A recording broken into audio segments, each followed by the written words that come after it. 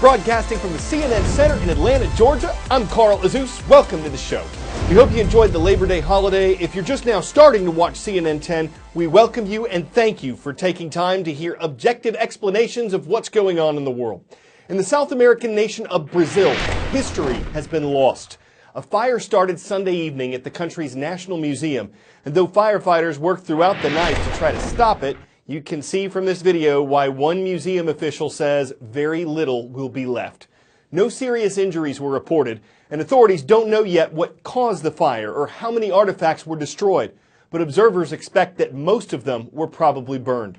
This building itself is historic. It used to be the home of a Portuguese royal family. It was converted into a museum 200 years ago, and since then, it collected 20 million artifacts that date back thousands of years. It houses everything from the oldest human remains ever identified as being from Brazil to the largest meteorite ever found in Brazil.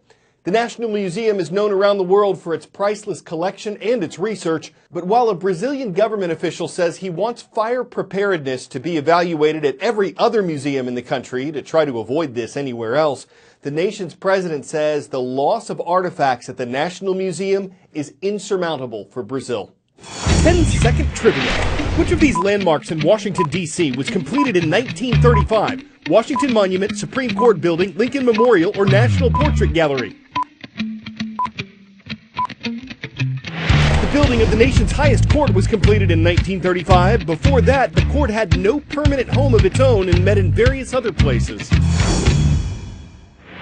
Following the Labor Day holiday, as people across America go back to work and school, one task ahead of the U.S. Senate is holding confirmation hearings for Judge Brett Kavanaugh. Those start today. Kavanaugh is a U.S. Court of Appeals judge. He's also President Donald Trump's choice to join the Supreme Court. Judge Kavanaugh would replace Justice Anthony Kennedy, who retired from the High Court earlier this year. Presidents can't directly appoint Supreme Court justices. They have to nominate them. And the Senate gives advice and consent, a phrase from the U.S. Constitution, by holding hearings and then voting on whether it approves the president's choice. Judge Kavanaugh is President Trump's second nominee to the High Court. His first was confirmed in April of last year when Justice Neil Gorsuch completed the process to replace Justice Antonin Scalia, who died the year before. There's been a largely partisan fight over whether Judge Kavanaugh should be confirmed to the High Court. Most Republicans appear to support his nomination. Most Democrats appear to oppose it. And as Jeff Toobin explains, the political divide over presidential Supreme Court nominees is nothing new. Federal judges, including Supreme Court justices, serve for life. That's why presidents regard these judicial appointments as such an important way to extend their own legacies.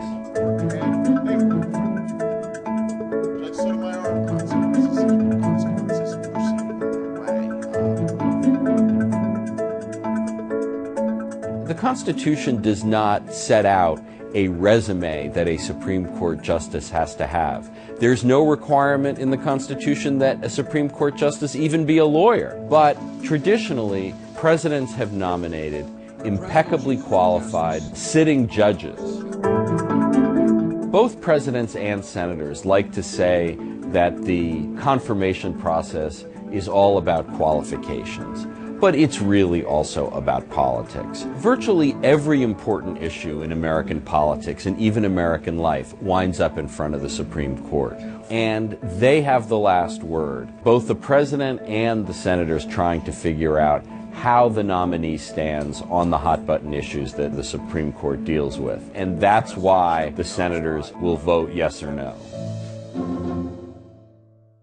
Water fountains have been shut off at all public schools in Detroit, Michigan. The reason?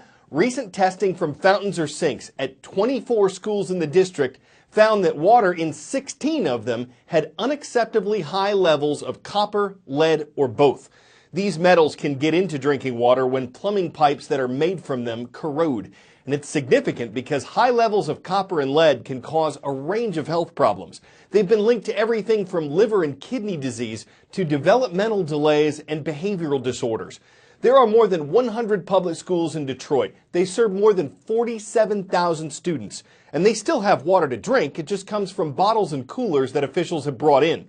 Water quality problems have been found at 34 Detroit schools in total, and tests are still being carried out at 50 other schools. Detroit's water department says the school's old plumbing systems are responsible and that the water problems do not extend to other parts of the city. It also says there are no lead pipes that connect the school's plumbing, so what might have caused the high levels of lead and copper, officials haven't said yet. Detroit isn't the only part of Michigan to deal with water problems, though. A long-term crisis in the city of Flint, about an hour's drive northwest of Detroit, involved dangerously high levels of lead.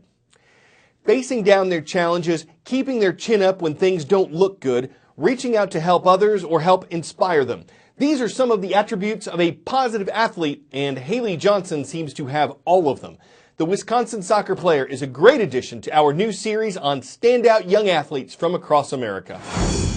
Soccer is like the one thing that I love doing. Like, I have a bad day, I want to go play soccer. I'm bored, I want to go play soccer. Her high school career has been just a roller coaster. I think coming in as a freshman, you don't know what to expect.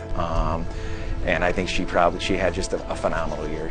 And then we go into her junior year, text me during it and say, hey, things aren't going like I want to, I can't catch my breath. I was really struggling. I was finishing last in sprints. It's not normal. I think there's something wrong. We took her for testing. When the doctor put up the x-ray, she showed us the white mass on the x-ray. The doctor, wanted to slow us down, but that cancer was one of the things that they were trying to rule out at that time. I was very scared when I heard that word, shocked. Yeah, I did not know what to do. It was probably one of the longest 5 hours of your life because, it's like you're thinking the worst case scenario. Try not to get emotional.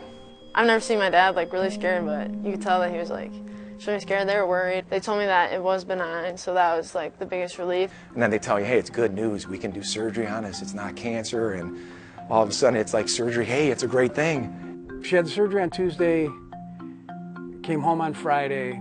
Less than a week after having a tumor and her chest cracked, she's at our practice to support her teammates. That's the kind of kid she is. I always wanted to be up and doing stuff.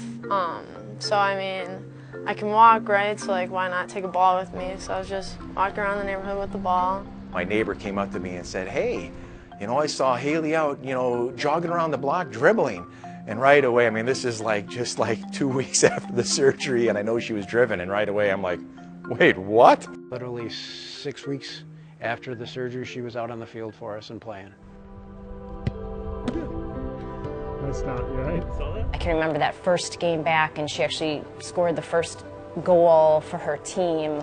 She was asked to speak at her elementary school. She took a very difficult situation and tried to give back and help others. I've learned that you can't control what happens to you, but you can control how you react to it. She did something that she's just amazing, and I'm just incredibly proud of her, and I can't wait to see everything else that she's going to do with that driven behavior and attitude.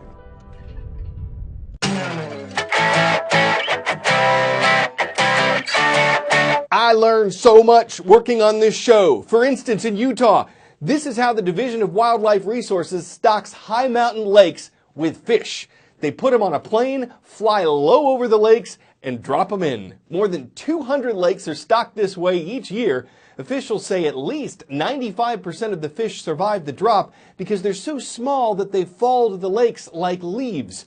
They also say this is better than the old-fashioned way of putting fish in metal milk cans and using cars and horses to get to the lakes.